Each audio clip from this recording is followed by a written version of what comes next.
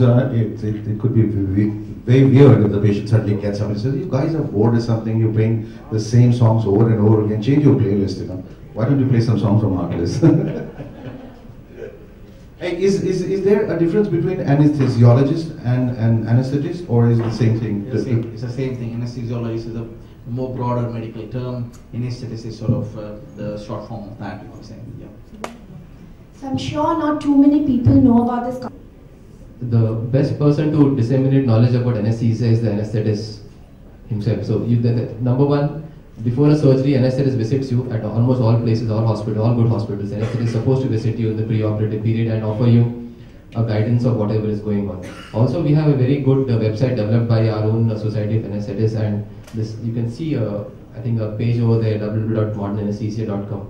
What we intend to do is that even you might ask for anesthetist only when you're posted for a surgery.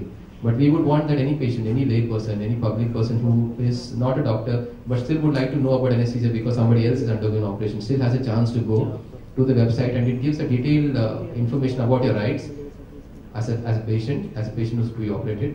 What are your duties as a patient when you visit an anesthetist? Also, what is the doctor going to offer you, and how he or she, the doctor, is going to help you make a right choice about which anesthesia to take.